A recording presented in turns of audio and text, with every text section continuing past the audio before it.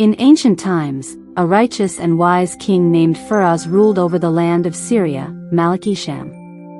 King Firaz had one son, Prince Aram. The king loved his son immensely and wished for him to excel above all others in knowledge, skill, bravery, and wisdom. For this very purpose, the king summoned scholars, philosophers, and masters of warfare from all corners of the world to his palace. But Prince Aram's nature was peculiar. He had no interest in studying. Whatever the tutors taught, he quickly forgot. The king tested him every month, and each time, the prince failed. Finally, the king grew disappointed, fell silent, and left the prince to his own devices.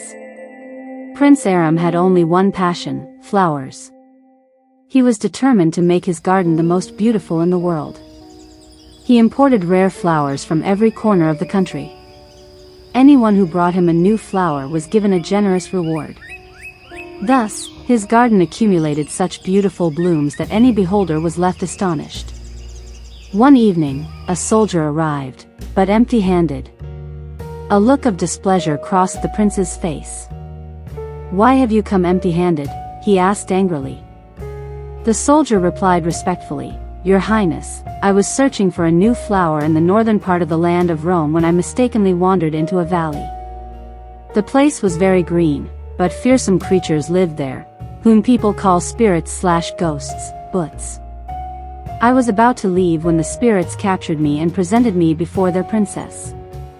The princess laughed when she heard my story and spared my life. She said, 'Go tell your prince that his garden is unmatched, but my garden is a different world altogether in comparison.' Prince Aram retorted with irritation, 'This is impossible.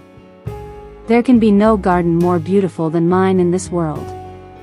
We will crush that princess's arrogance and transplant all her flowers into our palace.' The soldier said in a trembling voice, 'Sir, she is the princess of the spirits. Fighting her would be dangerous.' But the prince had made his decision. 'We will see it with our own eyes, even if it costs us our lives.'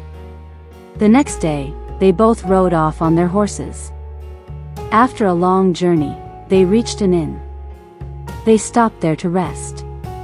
As soon as the prince lay down on the bed, his head spun. Suddenly, the bed began to lift into the air. The room vanished, the walls dissolved, and he, along with his bed, began to float in the sky. A little later, the bed landed in a beautiful valley.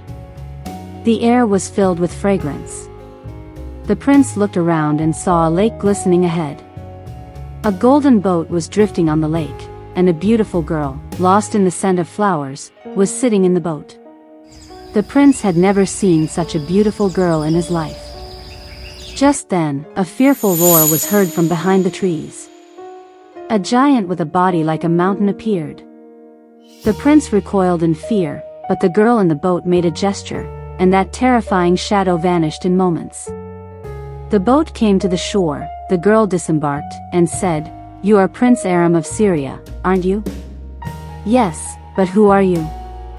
"I am Princess Aliyah, the Queen of the Valley of the Spirits. I summoned you here." The prince was astonished, "So this is the Valley of the Spirits? But you are as beautiful as a human."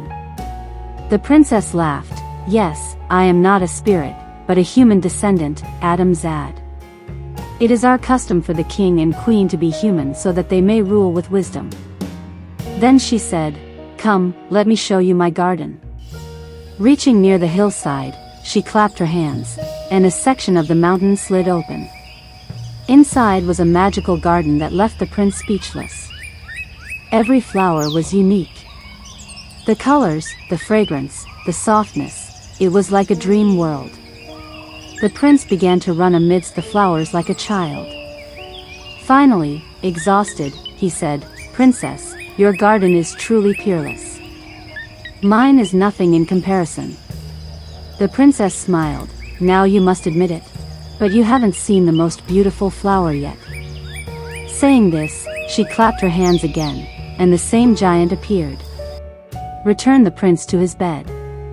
The giant picked up the prince, and in the blink of an eye, he was back in the inn room. The prince woke up with a start. Everything was as it was, but his heart testified, this was no dream. He had truly been to the magical garden of the Princess of the Spirits. Prince Aram could not speak to anyone for many days. The same scene kept flashing before his eyes, the glistening lake, the golden boat, the fragrance of the flowers, and Princess Alia's smile. He kept thinking, was it a dream or reality? If it was a dream, why did it feel so real? And if it was reality, why didn't she come again? A few days passed. King Firaz observed that the prince had changed.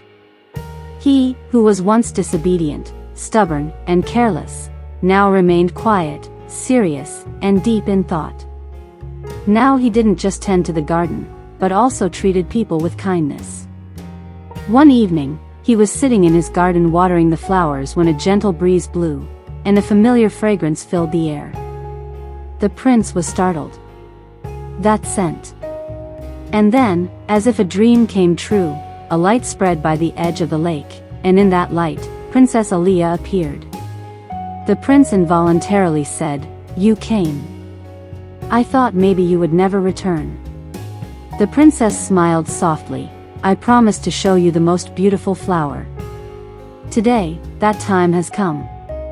Saying this, she stepped forward and, standing before the prince, said, "The most beautiful flower in my garden blooms in the human heart, when it sheds its arrogance and embraces love, humility, and knowledge." Tears welled up in Prince Aram's eyes. "So your magical garden was actually a test?" The princess nodded, "Yes. It was not a dream. I came upon the prayer of your father, King Firaz. He wished for you to come onto the path of knowledge and wisdom. I only held up a mirror to you, that the real beauty is not in flowers, but in the human heart." Saying this, the princess's light slowly began to dim. The prince reached out, but the light dissolved into the air. Only a small white flower remained on the ground. The prince placed that flower close to his heart, and from that day on, he was known as the noblest and wisest ruler in the world. The gates of his garden always remained open, where every traveler, beggar, or soldier entered without fear. And whenever someone asked, "Prince, how do these flowers bloom so beautifully?" he would smile and say, "These are the flowers that grow from the heart, and the heart only truly blooms when there is no arrogance within it." Cherry Blossom.